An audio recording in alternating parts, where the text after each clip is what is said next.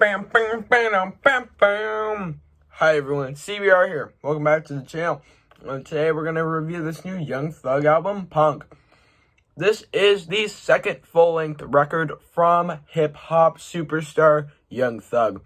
Now, he's made his fair share of mixtapes, ranging from awful to great. And some of those great ones include Beautiful Thugger Girls, Jeffrey, and now he's dropped a full-length album called Punk. It just came out about a month ago, and as the title would suggest, it's actually not a punk album. Very surprising. His former rapper Machine Gun Kelly actually went from rap to punk. Thugger goes from rap to guitar ballads, so it's really interesting.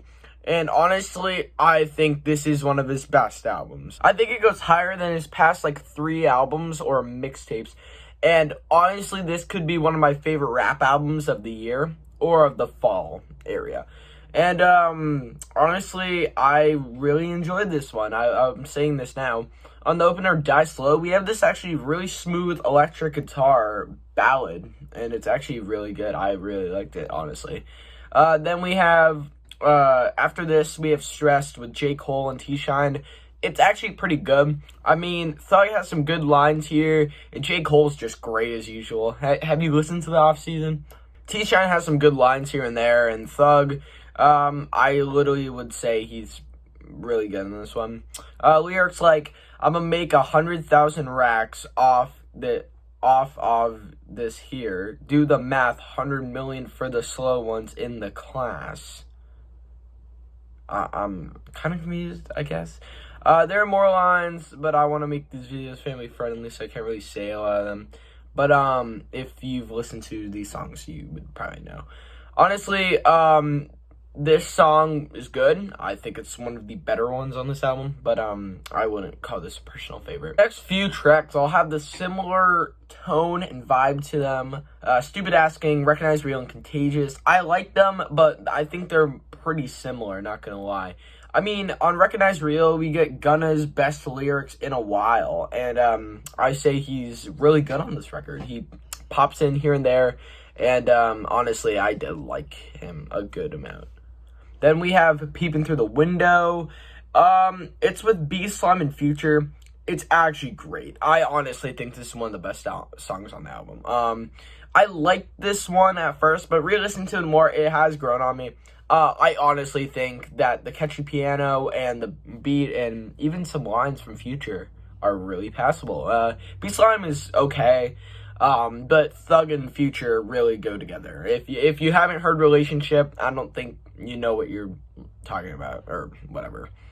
Then we have a song that I can't really say, Rich Beep Beep, with the now deceased Juice WRLD, rest in peace. But I like this one. It's pretty popular, but some of these lines are not great. I'm DJ Khaled with it. All I do is win, because all I do is win. Okay. Anyway, the theme of police violence and murder is still present in this track, and it's actually police brutality is one of the main focuses on this album.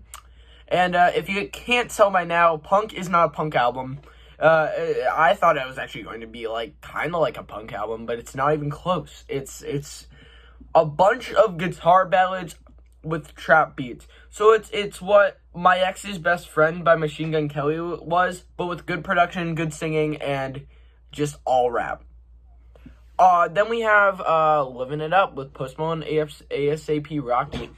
And it's great. I think it's actually one of the best albums, and it's one of the best songs on the album. But very popular track. I saw this a lot of traction. The hook, the groove, and the guests are all great. Post is good. He's okay, I guess.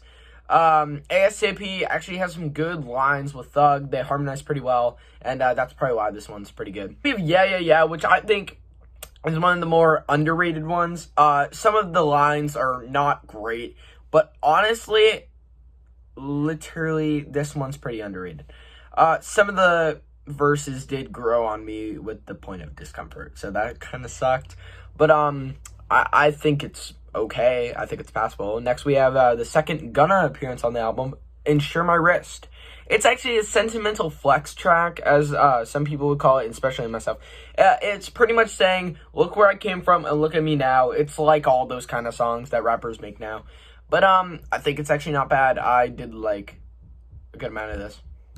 Next we have Scoliosis with Lil 00. It's actually not great. I think it's a little mixed for me. I liked some of it anyway.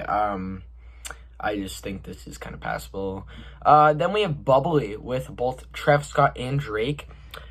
Honestly, this song's a banger. I really think this is deserving the hype.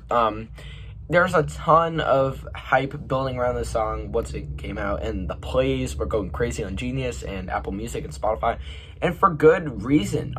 The backing sound effects with the police sirens and the beat and the everything just goes together. Even Drake, honestly, I'm gonna hot take, Drake's lines on here are better than half of CLB, and honestly, I think Travis just is perfect on here, and he matches with Thug so great, and I love their collaborations. And honestly, this song is way different than other songs on here for good reason. I think a good tonal change helped this album. Then we have Road Rage, which is actually pretty underrated in my opinion. It's a slow burning banger, as I wrote down here, with some of the best lines actually of the first half of the record. I really like the vibes of the song. Thugger is pretty good. I liked his verses. His voice is always infectious, like Don Toliver. But I honestly think this one's pretty underrated. Then we have Faces. I'm not really sure I like this one. It's okay. I wouldn't say it's one of my favorites, and I don't think it's my middle. I think it's just the least favorite track on this album. But there was some weird production on here, so that's probably why I didn't like it that much, to be honest. Then we have Droppin' Jewels, which is actually the 15th track. This album's really long, if you couldn't tell, but we got under an hour runtime, so that's kind of weird. But Droppin' Jewels is okay. It just gets a little lazy. It's just a little filler track, and honestly, I just don't think he started trying. He just kind of stopped trying after, like, the first half, I would say. And this album is 20 tracks long, so honestly, Fifth Day Dead also falls, and that one's not great either. I liked it a little bit more than Droppin' Jewels, but I just think they're both okay, I guess. And then we have the Icy Hot, which is the collab with Doja Cat. This song exists, I think. There is some good production and some good lines and beats. I'm not sure I like this, though. I know some people like it, and Doja and Thug go together, but the song itself is kind of stupid. But I cannot find myself to hate this one. Like, it's like Ed Sheeran Shivers. It's not a good song, but then again, I still listen to it. So, yeah. Also, equals review coming up next video. And honestly, I just think this one's okay. It's not one of my personal favorites. It's just okay. And then we have my favorite song on the album, Love You More, with Fun's Nate Russ and Jeff Basker and Gunna, who is on about almost every song. When they performed this on SNL, I almost went to tears. All joking aside, but this song's great. The lyrics are great. I love this song. And I think this is the best song on the album. It has a great hook, great vocals, good production, good beat. It has such a good message about romance and how it takes time.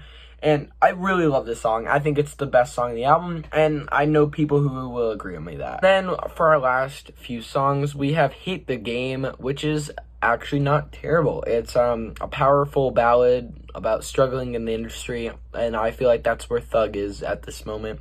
And then we have the plucky ukulele on this track, which actually fits the nice tone of this song. That's why I probably thought it was okay. Then we have the final one, Day Before, with more ukulele. Day Before has Mac Miller. It's actually not bad. I cannot find myself to like this one as much as others, though, sadly, but I honestly think this one's pretty passable. Overall, Punk is a pretty great album for Thug, and he's made some okay, he's made some bad, he's made some good. He's made such a big mixed bag of stuff, and coming out and releasing this album out of nowhere is just kind of the perfect thing for him right now, especially with the whole COVID pandemic shutting down his lifestyle and then coming back strong with a few mixtapes and this full-length album. And honestly, I would say this is probably one of my favorite albums of the year so far. Probably top 20. It would be probably in that higher area, but definitely not top 10. I think there's better albums than this, but I still think this is a pretty passable and sometimes great Thug record. And if you like R&B rap, then check this one out, and I'm feeling a good 7 on this one, and thanks for watching, and see you guys later.